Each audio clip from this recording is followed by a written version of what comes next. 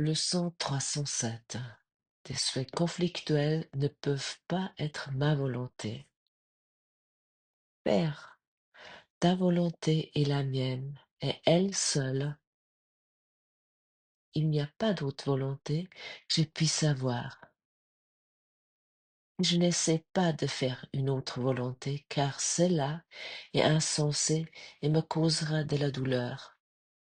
Seule ta volonté peut m'apporter le bonheur, et seule la tienne existe. Si je veux avoir ce que toi seul peux donner, je dois accepter ta volonté pour moi et entrer dans la paix où le conflit est impossible, où ton Fils ne fait que un avec toi en être et en volonté, et où rien ne contredit la sainte vérité qui est que je reste tel que tu m'as créé.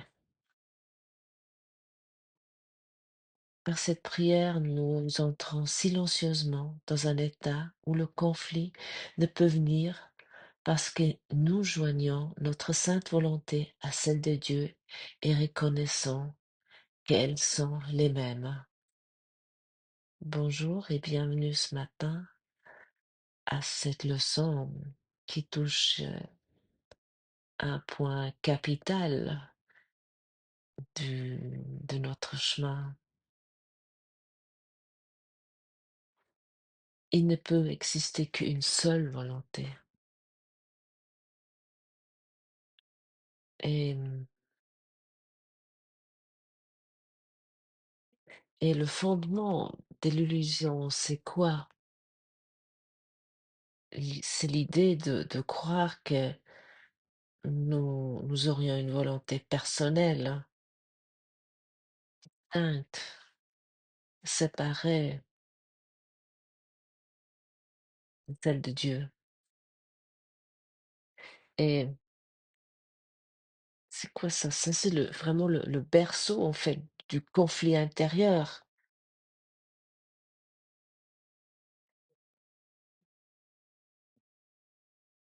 Parce que, en fait, la souffrance, elle est inévitable lorsqu'il y a deux volontés. Euh, il y a la volonté du monde qui semble apparaître et celle de l'esprit, de notre soi. Mais est-ce que tu t'es déjà une fois posé la question d'où vient cette volonté de Dieu? Qu'est-ce que c'est cette volonté de Dieu qui est également notre volonté, même si nous la nions? Cette volonté ne vient pas de l'extérieur. Au fond, c'est un mouvement naturel et c'est ça la véritable joie, en fait, mais lorsque nous essayons d'inventer autre chose, puisque nous nous attachons à ce monde, à cette illusion, c'est-à-dire que nous nous attachons à l'éphémère, au temporel, à ce qui est fragile, au ce qui est particulier. Nous nous attachons au corps, au simplement nous attachons à la séparation. Et le cours nous a déjà dit, tout ce qui est temporaire n'est pas la volonté du Père.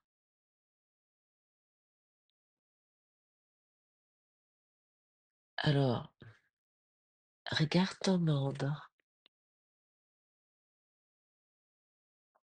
qui t'entoure. des objets, des relations, des circonstances. Et si tu es honnête, tu dois constater que tout change, tout reste jamais pareil. Heu, Même les pyramides en Égypte, un jour ils vont s'effondrer ou, il y a des travaux de maintenance de toute façon à faire aussi pour que ça reste ou, il y a des tous ces, que nous considérons par exemple des monuments, historiques. Si tu es honnête, on est tout le temps ils sont tout le temps en restauration, ils sont, heu, peu importe, de quel il s'agit, il y a on les entretient pour maintenir, hem et ça démontre bien que rien n'est éternel. Bon, c'est le la preuve est que, notre corps n'est pas éternel. Même, nous avons ce fantasme depuis toujours de créer un corps éternel, une vie éternelle en dehors de la véritable vie éternelle. Ça c'est un idole qui nous courons après depuis la nuit des temps presque déjà, et puis mais pourquoi? Pourquoi nous faisons ça? Parce que l'ego nous veut faire croire que nous, nous nous pouvons que Dieu est mort et que nous sommes Dieu, que nous pouvons substituer Dieu. Mais ça, c'est uniquement l'ego qui nous raconte ça. Et puis, si nous sommes honnêtes, les résultats sont plutôt lamentables. Euh, Il y a, parce que tout change, et tout naît, et tout meurt. Mais et est-ce que tu t'es déjà posé la question, est-ce que ça, c'est vraiment la volonté de Dieu? Dieu qui est éternel, qui est immuable, qui a une vie sans fin. Alors, ça c'est vraiment totalement conflictuel. Mais pour cela, pour accepter la volonté de Dieu, et comme c'est dit dans cette phrase, Père, ta volonté est la mienne, et elle seule. Et dans cette prière, c'est merveilleusement bien expliqué que notre véritable désir, notre véritable libération, notre véritable euh, joie est uniquement en déposant ces souhaits conflictuels qui ne sont au fond même pas ta volonté ou ma volonté. Nous nous racontons sans cesse ça, que, que la matière, le pouvoir sont nos idoles. Euh, mais quel sens a cela? Parce que derrière l'apparente beauté de la forme, il y a toujours le même prix, la mortalité. Le monde matériel porte toujours la mortalité en lui. Et qu'est-ce que c'est cette volonté personnelle en fait? Qu'est-ce que c'est notre volonté personnelle qui nous semble si chère lorsque nous disons: «Ah mais moi je veux ça et je veux obtenir ça et je veux réussir ça et je veux être ainsi» et puis, tout ce «je veux», qu'est-ce que ça signifie? Heu, c'est ce désir d'être particulier, d'être spécial. d'être autonome. Je pense nous connaissons tout ça. Ah, je vais être autonome lorsque nous sommes adolescents.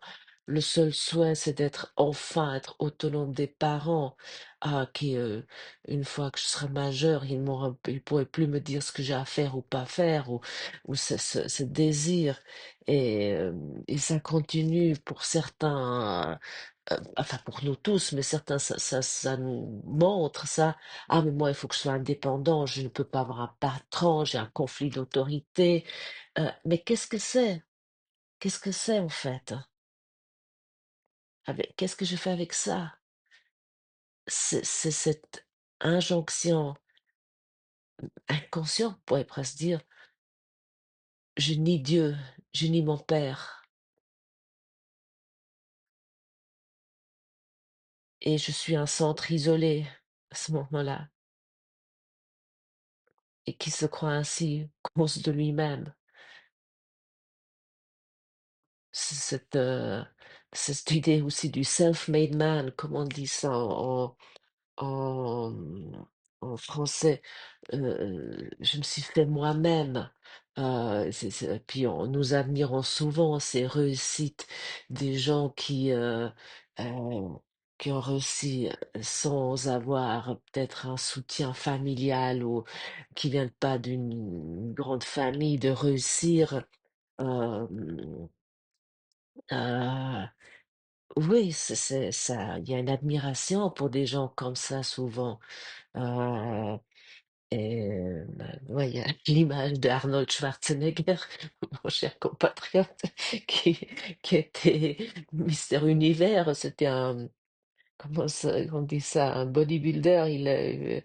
C'était, oui, ces hommes très musclés là, et puis qui était ensuite acteur. Il a fait Terminator et ensuite il était encore gouverneur de la Californie. Je dis que c'était quelque part une. euh, Beaucoup de gens avaient une grande admiration pour lui parce qu'il venait d'un lieu assez reculé d'Autriche, d'une famille, je crois, paysan. Alors, tout mon respect pour les paysans. Alors non, pas du tout ça que je veux dire, mais il avait aucun, il n'était pas prédisposé à avoir une réussite comme ça. Et il y avait beaucoup d'admiration pour lui parce qu'il a réussi tout ça tout seul. Euh, on admire des gens comme ça parce que c'est tout ça que nous voulons. Ça démontre. Je connais pas Arnold Schwarzenegger, je connais pas comment il pense, mais pour dire cette idée en nous, j'ai, je dépasse Dieu. Je suis plus fort que Dieu, je n'ai pas besoin de Dieu. Et regarde ça une fois pour toi. Comment nous faisons ça? Comment nous croyons toujours que nous devons faire nous-mêmes? Et à quel prix? Et puis comment ça engendre une peur et un stress. Mais exactement ce désir nous enferme là où l'ego prospère. Il prospère où? Dans la peur, dans la vulnérabilité, même si extérieurement nous avons l'air d'avoir un succès et nous semblons d'être des personnes qui démontrent une image fort et qui semblent assurées. Mais au fond, il y a quand même un stress dans tout cela. Et c'est ce conflictuel en faisant ce tiraillement intérieur. Par exemple, je veux être aimé, mais je m'isole. Je garde quand même une distance, je laisse pas venir des personnes trop près, ou je suis très sélective, euh, ou je veux Dieu, mais seulement sous mes conditions. Si j'ai réussi ça, ça ou ça, et si ma vie fonctionne exactement comme moi je me l'imagine et comme moi je le veux, c'est ça nos conflits, nos souhaits conflictuels. Et je pense que nous connaissons tous de tiraillements, ces fragmentations. Et chaque fois qu'en fait nous suivons une volonté autre que l'amour, le paiement c'est quoi?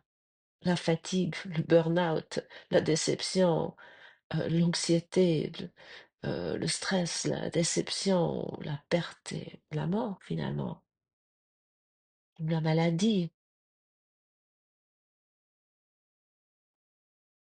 l'attachement à l'éphémère engendre en fait une souffrance infinie parce que nous sommes tout le temps en train d'essayer de maintenir ce que nous avons créé et toujours dans ce stress que ça peut disparaître. Parce que, mais pourquoi en fait? Pourquoi? Parce que ce qui ne dure pas ne peut satisfaire ce qui ce qui est en nous, parce qu'il y a une seule volonté. Et en Dieu, il n'existe aucun conflit, parce que sa volonté est la nôtre.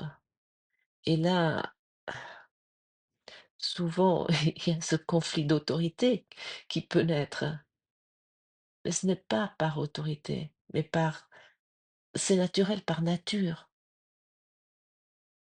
parce que le Père et le Fils ne sont pas deux consciences séparées,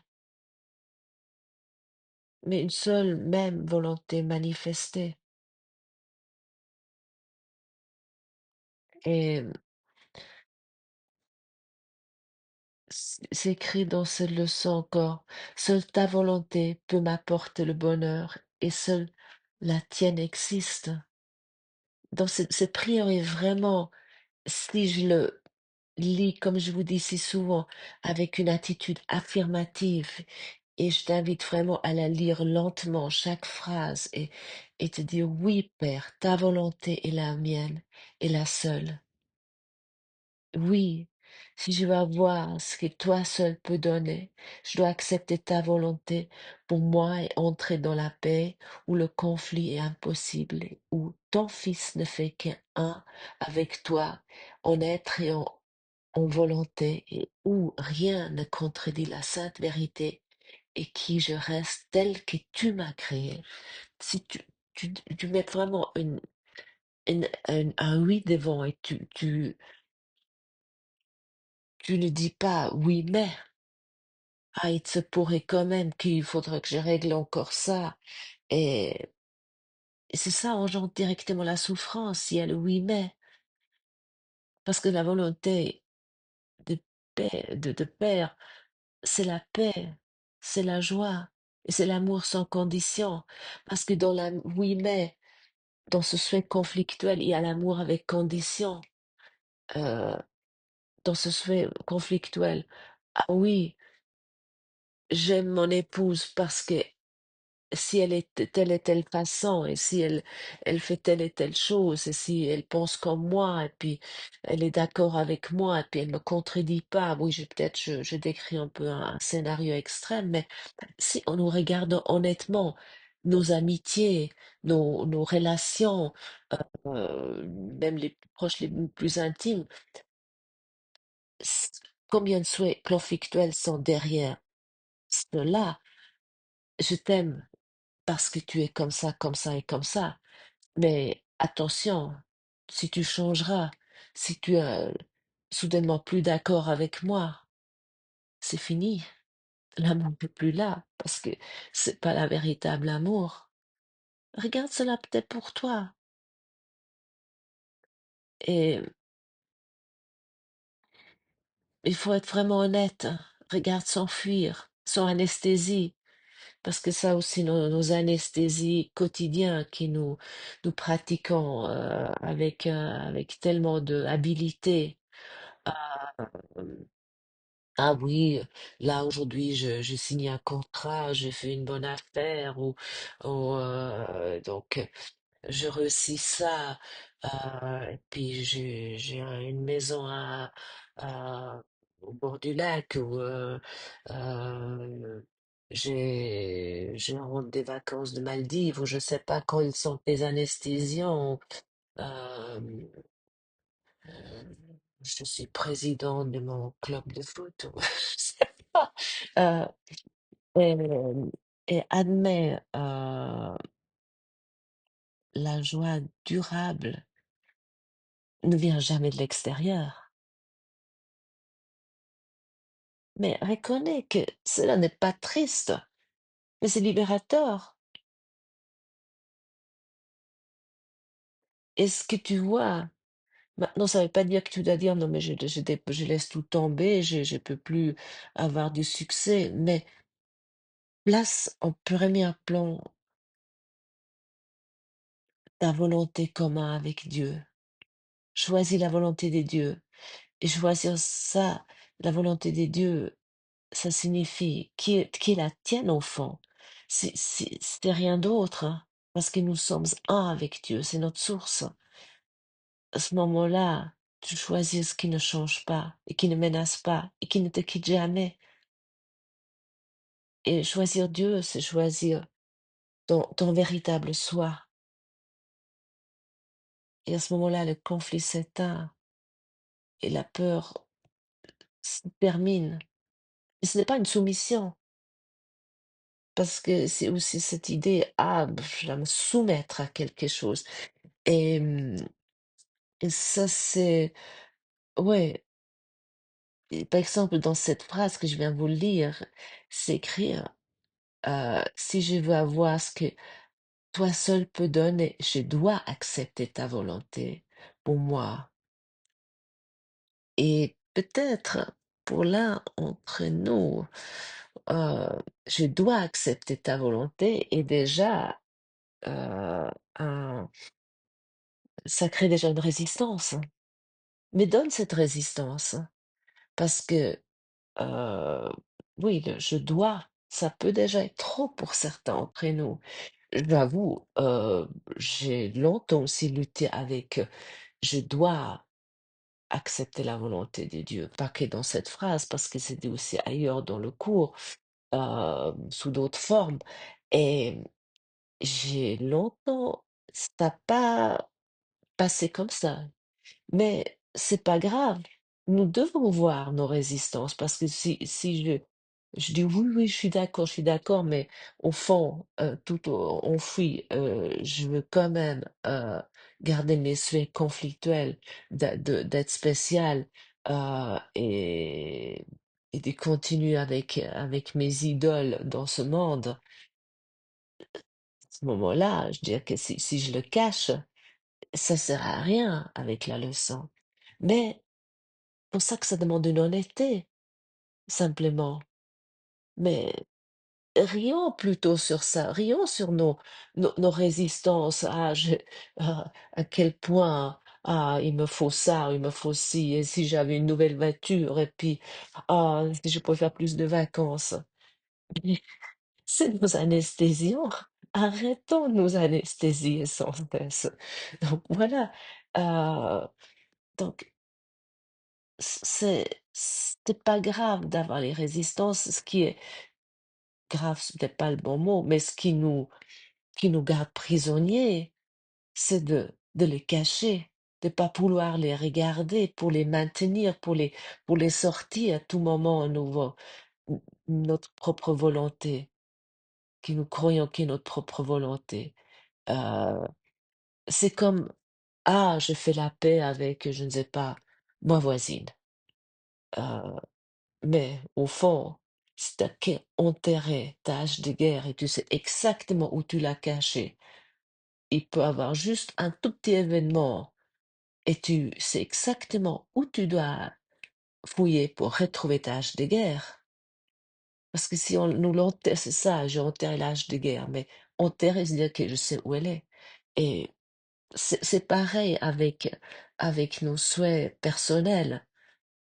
Si je dis OK, ouais, d'accord, OK, je suis d'accord, il y a la volonté de Dieu et que c'est également la mienne. Mais tu gardes toujours en arrière-plan tes souhaits. je veux encore faire ci ou ça. Ça veut pas dire que tu peux pas apprécier ce monde, tu peux pas faire ce que tu as à faire. Mais demande-toi comment tu le fais et dans quel but tu le fais. Si tu l'as fait dans l'unité ou pas, c'est ça qui compte.